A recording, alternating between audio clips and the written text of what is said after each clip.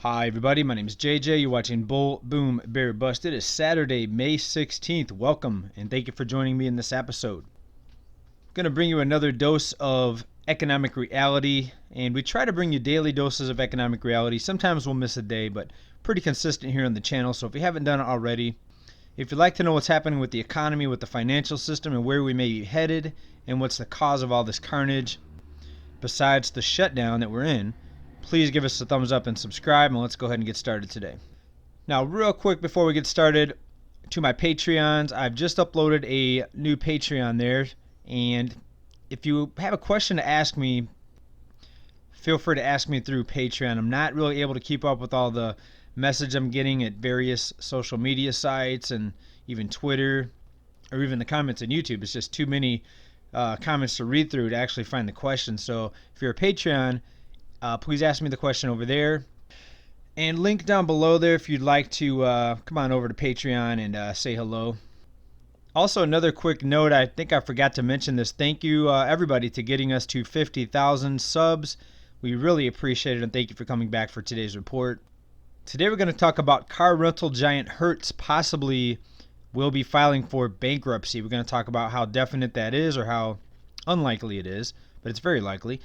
Bank of America warns against deflation, and college students beg for refunds because their colleges have been shut down and now they're forced to go to home school, and they don't like it. They say that's not what they paid for, and I have to agree. You're not getting the same type of education if you do it online. Some say it's not as good. Others say it's better because you don't have to commute. There's no worrying about housing and dormitory living. It's less expensive. But we're going to talk about what these students are asking for and why they're asking for it. Let's get started. So here we are, roughly 7 weeks into the complete economic shutdown here in the U.S. and pretty much the entire globe. And what are we seeing everywhere? We're seeing a lot of strain, not just with debt-laden consumers, with all the credit card debt, mortgage debt, student loan debt, car loan debt, but also corporations. Corporations have also been trying to live high and mighty using debt. A lot of companies are leveraged, and it's very tempting when there's low interest rates to go out and borrow money and try to get a bigger return on that debt or on that borrowing of money. Now, taking out debt can be a good thing if you time it right. For example, let's say you buy a home after the housing bubble went bust in 2010 was a good time to buy, and you take out a loan to get it, let's say $100,000. The home doubles in 5, 6, 7 years, especially in California. That was very common to see the home prices double since they bottomed out around that time in 2010, 11, 12. And you go ahead and sell the home and you make a nice profit. You pay off the debt, you pay off the mortgage, and you have a lot left over because you bought at the right time and you sold at the right time. So it's very tempting to take out debt, but it's that musical chairs game where when the music stops and you don't have a chair to sit down in, then you're left with a lot of pain and a lot of problems. And same thing, if you sell at the right time, it's great. If you sell at the wrong time and you buy at the wrong time, it's not so great. You're going to be left out in the cold. There's not going to be a chair to sit in when the music stops. And I'm quite sure that a lot of people at the top of these companies, a lot of the executives, CEOs, CFOs had a good time when the music was playing. But when the music stops, now they're going to be forced with some tough decisions. Are they going to do mass layoffs? Well, yes. Are they going to start selling their fleet of vehicles to try to at least maintain some of the debt and make their payments on the debt? Well, we'll have to see. But they might have to cut prices pretty drastically because no one really knows when the pool of buyers may be refilled again. It may be months and months and months. It may never be refilled. We may see permanent damage to the economy, and a lot of these rental companies that were buying cars from the dealers, well, they're going to have excess inventory, and that's going to bleed over into the dealers because the dealers are going to have less business with these rental companies buying less vehicles because they have such a large overflow, a large stock of vehicles. Now, excerpt here out of this article, Hertz Car Rental has a fleet of 560,000 cars in the United States, even more internationally, and the resale values of these rental vehicles is plummeting Now, as of our last report where we talked about the drop in prices, so far we've only seen about 11.5% drop in the average car price, but that's going to continue to decline. And I think it's probably going to continue even after a lot of states start reopening because of the permanent damage, the permanent job losses, and to be honest, just the fear. A lot of people are still afraid to go back to work. They're afraid of the sickness. A lot of people are also financially afraid. They're afraid that if they do get their job back, it may not be very long before it happens again. So there's going to be a lot of permanent fear and scarring on this economy.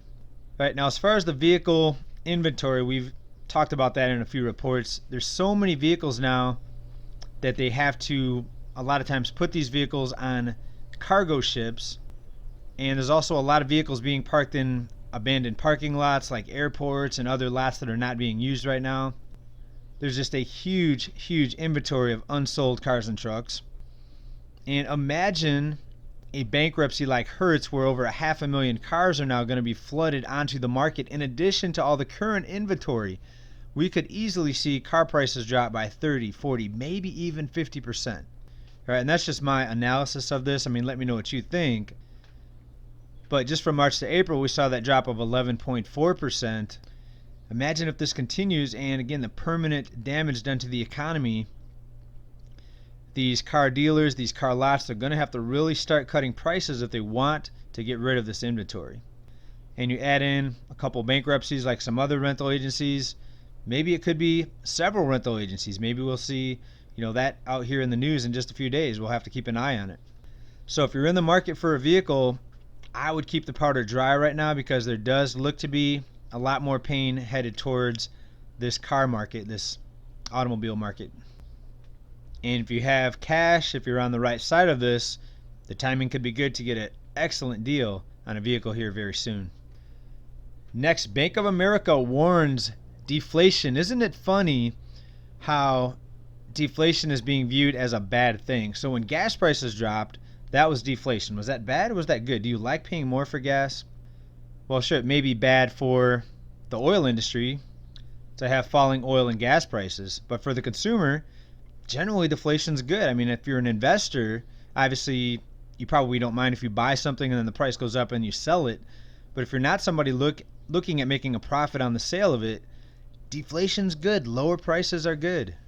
Just think about you sitting in your home for 10 or 20 years. The price goes up and down through boom and bust cycles.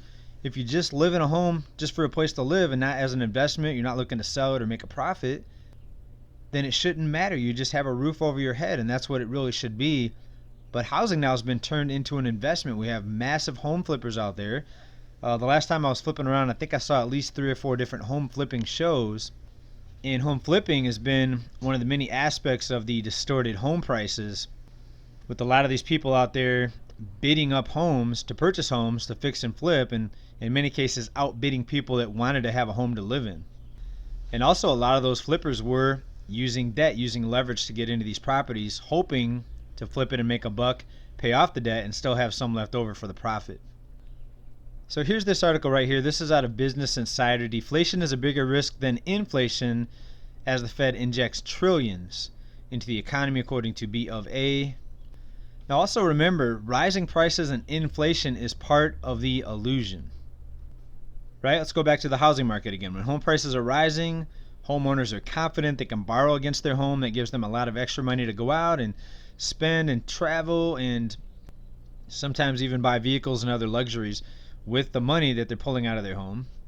And of course, that spending, just like all spending, makes the economy look better. It creates jobs. The more spending there is, the more jobs go along with it. And remember, we're about a 70% consumer-based economy. Instead of manufacturing, most of what we do here is just consumption and borrowing and spending and pretending that the economy is great.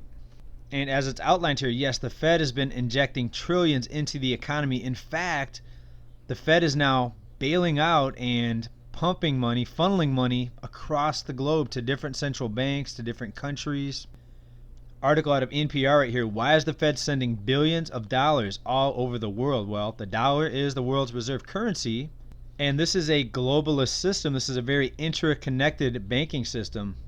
The Fed has been funneling money to banks all over the world, including swap lines to nations including Australia, Japan, Mexico, Norway, and others. And what a swap line is, it's like an emergency pipeline of dollars to countries that are in need of these dollars, and they're swapped, they're traded for the other country's currency.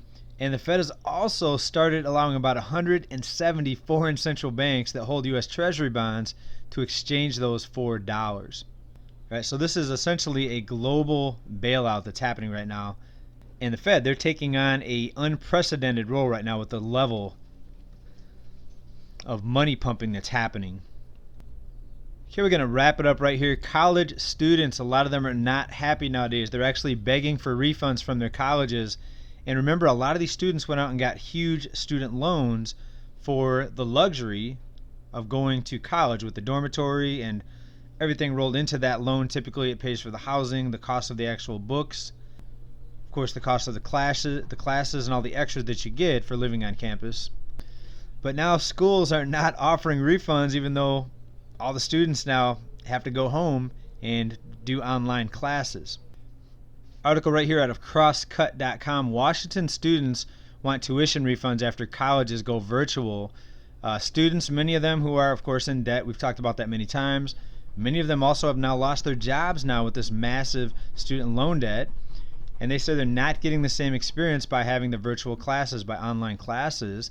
And of course, the schools are coming back and they're saying, well, we still have our budgets, we still have, building maintenance, and we still have some staff that we have to pay. So we're not going to give you a refund. And this is going to be another absolute disaster. Now, keep in mind, before the shutdown, student loans were already a lot of them were becoming late on a massive scale. Over 12% of all student loans were late. And not just 30 days late. These were 90-day delinquencies. And now we're just going to see a huge spike in this with the unemployment. And I'm sure we're going to see a lot of students going to live back with relatives. I'm sure many of these students with this huge student loan debt are not going to be able to afford their own place. Maybe some of them will, but I see a lot more people moving in back with mom and dad. But remember, the only reason why most of these students even could go to college is because of student loans. And with the government backing the student loans, that caused the price of college to continually rise. When there's always going to be the government backing these loans, colleges are always going to be incentivized to continually raise the cost. But now this happened, the shutdown happened, and these students, they feel like they're left out in the cold. Right? So again, this is the problem with the debt lifestyle. Pretty much debt is everywhere you look. People are in debt, companies are in debt, countries are in debt, cities and states are in debt. And we're paying the piper. This is the day of reckoning. I mean, it's here, and it's not just going to be a day of reckoning. It's going to be a very, very difficult, rough patch for so many people. And again, this is the problem. You live on debt. When something happens, when there's a monkey wrench thrown into the machine, when you lose a job, or when there's massive job losses, just like we're seeing now, debt causes pain. And this is what happened when you have a country full of people that pay no attention to the monetary system, to the financial system. But hopefully this is going to be a big wake-up call. It's sad that we have to go through such dark times in order for people to wake up. Hopefully it's not too late. Hopefully we can still, rise from the ashes of this devastation and start paying attention and start maybe building a real economy where we're manufacturing. So far, not a lot of jobs coming back to the country, unfortunately. I'm not a big fan of what was done over the past few years as far as all the policies that were implemented, the mega bailouts, all of the lying about how the economy was supposedly the best ever, when in fact there was a lot of people in a lot of debt that still kept us from collapsing up until now. But thanks for watching this report. Please let me know what you think down in the comments about the Bank of America warning against deflation, about the students who want to get refunded for having to take school at home classes, and of course the Hertz bankruptcy and the huge backlog of cars, and so far at about 11.5% drop off in car prices. How much worse is it going to get? Are we going to see 2-for-1 buy 2-for-1 car deals and half price? All right, blue light specials, you never know. Thanks everybody for watching. See you next time. Hopefully you'll come back for more. Bye.